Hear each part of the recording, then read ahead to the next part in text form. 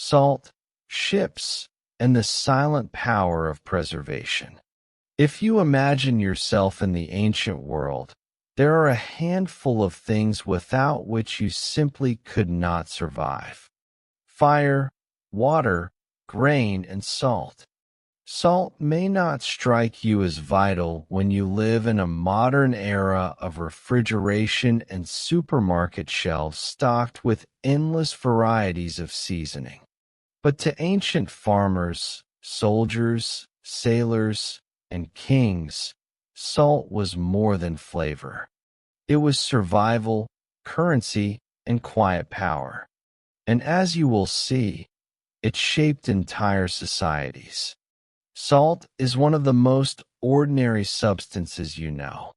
It sits quietly in a shaker on your table, added almost without thought.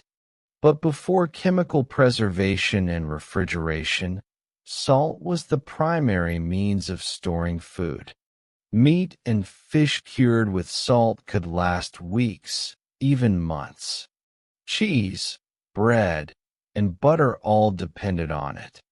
Without salt, most food spoiled quickly, especially in warm climates. For a farmer in the Roman countryside or a fisherman on the Nile Delta, salt was the difference between feeding a household through winter or facing hunger. In the ancient world, salt was harvested in several ways. In coastal regions, salt pans, large, shallow pools, were used to evaporate seawater under the sun. The process was slow, requiring careful raking, collection, and drying. Each granule was precious, carried in sacks or jars to nearby villages. In places far from the sea, people mined salt from rock deposits. This was back-breaking work. Shafts dug deep underground, lanterns flickering in the darkness, workers hacking crystals free with iron tools. Imagine the air, stale, dust-filled, and heavy with the taste of salt on the tongue. These humble labors built the foundations of empires. In Mesopotamia, salt allowed bread to be baked consistently, stabilizing diets.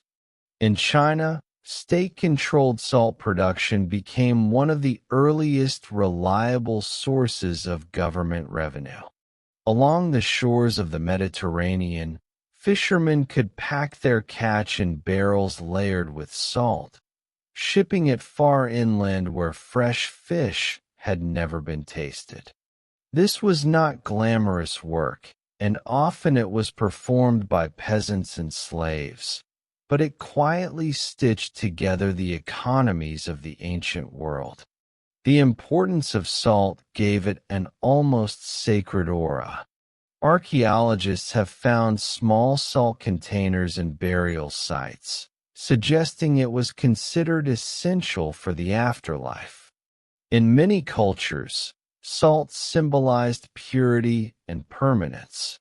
To share salt with another person was a sign of trust, even of alliance.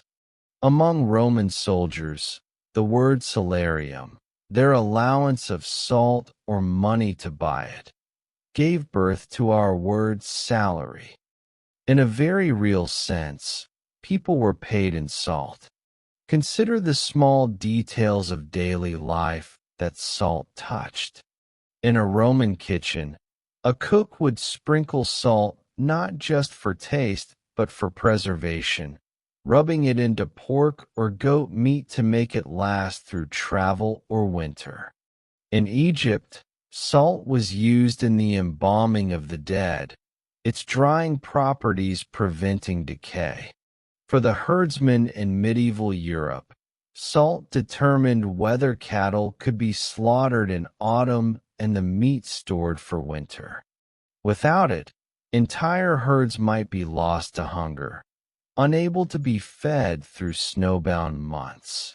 Salt was light compared to grain or stone, but it was bulky in quantity. Transporting it required networks of roads, carts, and ships. Along the Mediterranean, salt ports became hubs of commerce. Barges filled with barrels creaked out of harbors, bound for distant cities. Inland, caravans of camels carried salt across deserts. The Saharan salt trade, particularly in later centuries, connected Africa's interior to the Mediterranean world. The sheer effort of moving salt gave rise to towns and trade routes that exist even today. The silent power of salt was also in its ability to prevent hunger not just day to day, but season to season. Farmers relied on it to preserve cheese made from milk in spring and summer. Soldiers relied on salted rations to march long distances. Sailors depended on it to endure weeks at sea. To live without salt was to live without a future, without a way to carry food forward in time. This fact, so ordinary, shaped economies as surely as gold or grain. Salt shaped language as well. Worth is salt became an expression of value. Salt of the earth referred to the ordinary but essential people who sustained society. These phrases may sound poetic now, but their roots were once deeply practical. If a worker was not worth the salt that preserved his rations, he was not worth keeping at all. The next time you picture a bustling medieval port or a Roman army camp, look past the swords, grain sacks, and amphorae of wine. Somewhere nearby will be salt. Barrels of it stacked in storerooms, sacks tied shut with rope, jars sealed with wax. Soldiers would line up to receive rations sprinkled with it. Fishermen would rub their catch down with it before heading inland. Even noble tables displayed ornate salt cellars, symbols of wealth and hospitality. And yet, salt was not equally available to all. Its scarcity in some regions made it a point of inequality. Inland villages often depended on salt merchants and paid dearly for what coastal communities could gather with relative ease. This difference made salt one of the earliest forms of economic imbalance. Those who controlled it held power over those who needed it most. The story of salt is not one of glamour or spectacle. It is the story of ordinary necessity, gathered grain by grain, barrel by barrel, across centuries. It is the story of peasants in muddy salt pans, miners deep underground, sailors rolling barrels onto creaking decks. It is the quiet heartbeat of survival, an invisible force shaping the rhythms of human life. But with such reliance on this simple mineral, what happened when rulers and empires decided to tax it, to control it, or to use it as a weapon of power? Could the ordinary people who relied on salt bear the burden of its price? Salt, empire, and the price of preservation. When you think of empires, you might picture palaces, soldiers, or glittering treasures. Yet beneath the grandeur, the power of an empire often rested on the most ordinary of things. For centuries, salt was not just a seasoning. It was a source of revenue, an object of regulation, and a quiet but heavy burden on those who could least afford it. Where salt moved, money followed, and where money flowed, rulers saw opportunity. The Roman Empire provides one of the clearest examples of this. Roman soldiers were often stationed far from the sea or salt mines, Yet their diet required steady access to salt for both health and preservation. To ensure supply, the state maintained strict oversight over salt routes. The famous Via Salaria, or Salt Road, stretched from the salt pans at the Tiber's mouth to the interior. Traders and state convoys used it to carry salt inland, and the road's very name shows its importance. To walk upon it was to tread the lifeline of empire. Taxes followed quickly. Salt was too essential not to be taxed, and too difficult to evade entirely. A farmer in Gaul might bring produce to market, only to find that the salt he needed to preserve his cheese cost more than before.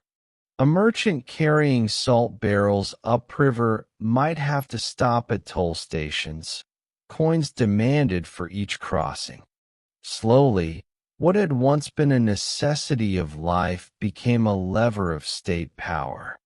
China took this idea even further. As early as the first millennium BCE, Chinese rulers recognized that controlling salt could finance armies and administration. The state monopolized its production, building salt pans and granaries along rivers and coastlines. Records show elaborate bureaucracies where officials tracked output, measured weights, and enforced regulations with punishments for smuggling or fraud. For the average family, this meant salt was both essential and expensive, its price tied not just to supply but to the needs of the state. Dynasties rose and fell, but salt remained a reliable source of revenue. The impact trickled down into daily lives in ways that might sound familiar to you. Imagine standing in a medieval village market. Fishmongers offering salted herring, farmers selling cheese rubbed with brine, and bakers dusting loaves. Yet behind each transaction lay the state's hand. A portion of the price went upward, taxes collected by clerks or inspectors. Villagers often grumbled, but they had no choice. Without salt, they could not preserve food for winter, nor could they trade their goods over distance. In many cases, salt became a spark for unrest. In France, the hated gabelle, a salt tax established in the 14th century, was one of the most resented levies of the kingdom. Unequally applied, it forced peasants in some regions to pay exorbitant rates while others paid little or none. Smugglers, known as faux sonneurs, carried contraband salt across borders, risking fines, prison, and even death.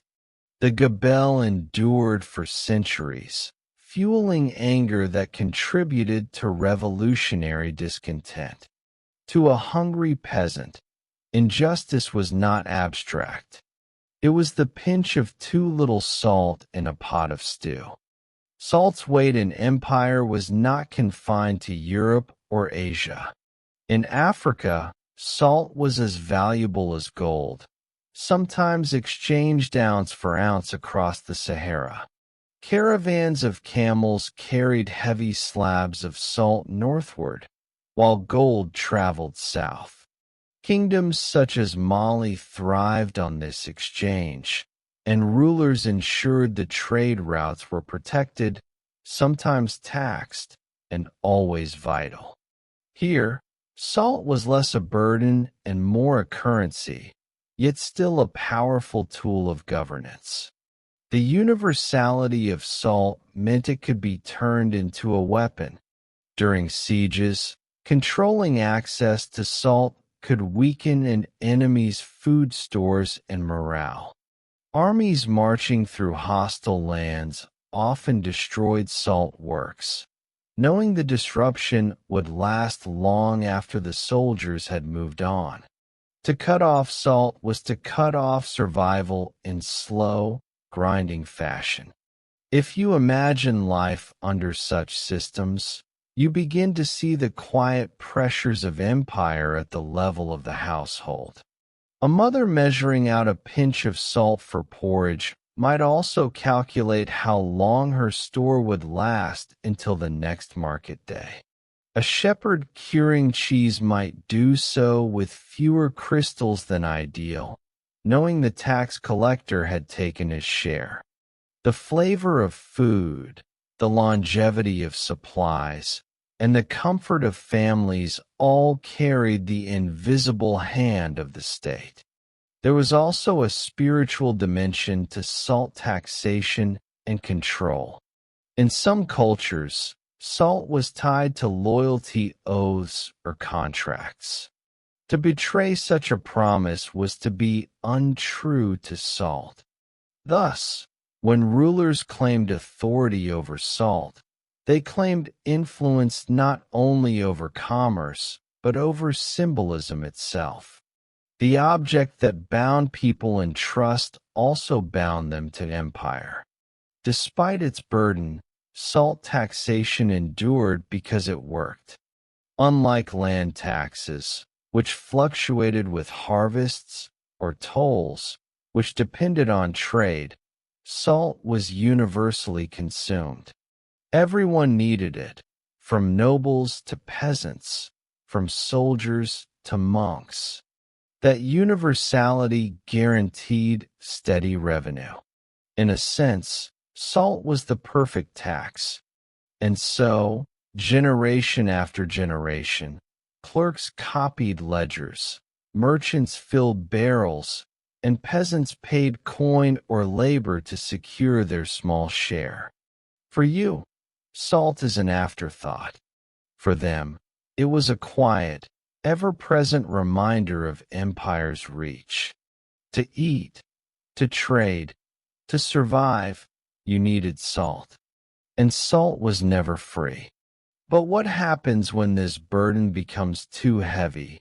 When scarcity, corruption, or conflict makes salt not just expensive, but unattainable? Could salt, the most ordinary of substances, become a cause for rebellion and collapse?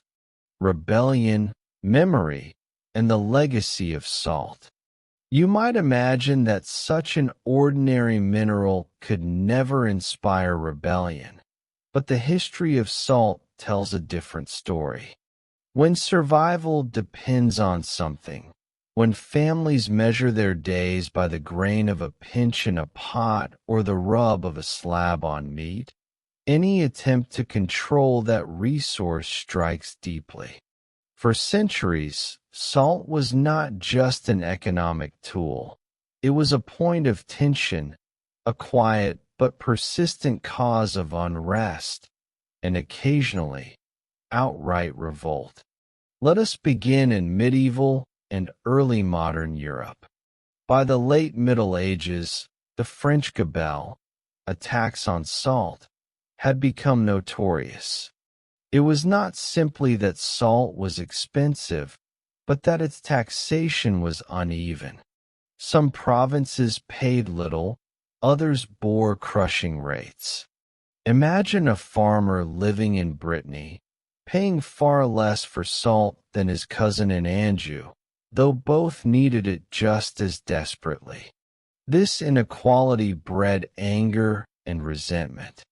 Smugglers known as faussonneurs risked everything to transport untaxed salt across regions.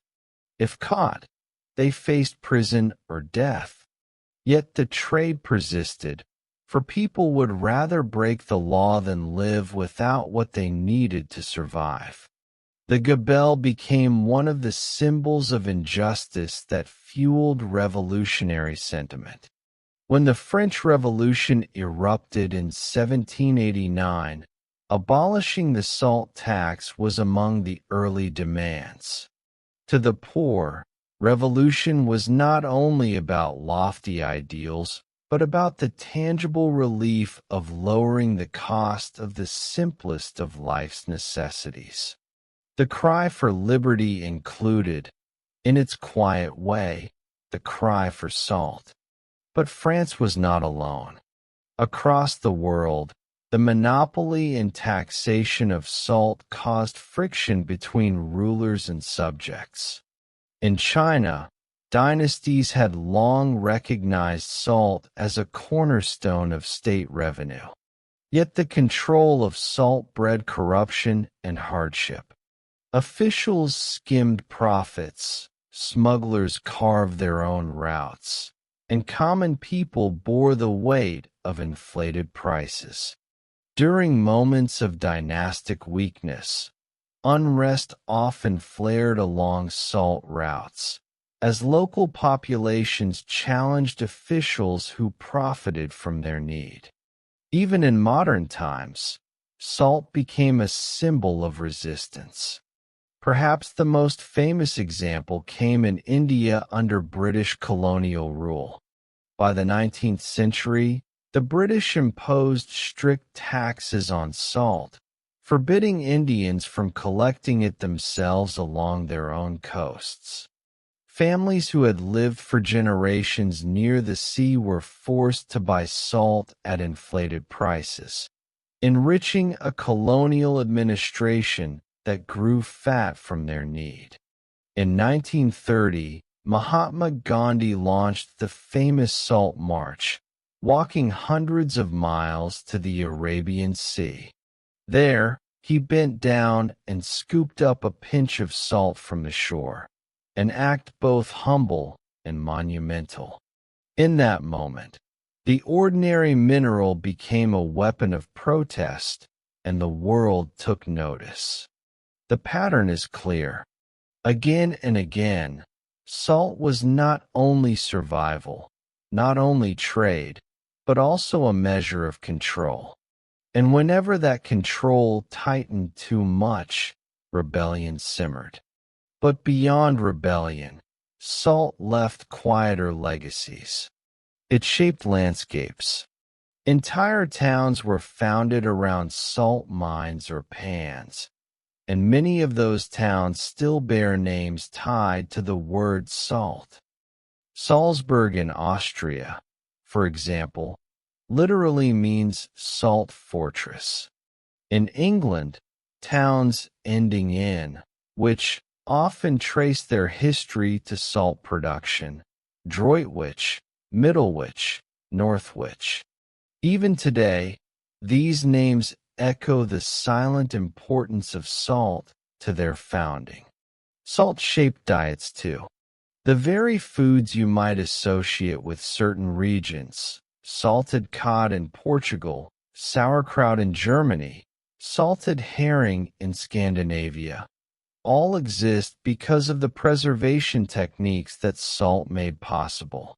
These dishes may now be cultural staples, but they were once necessities of survival, born from the need to carry food through dark months of winter or across voyages at sea.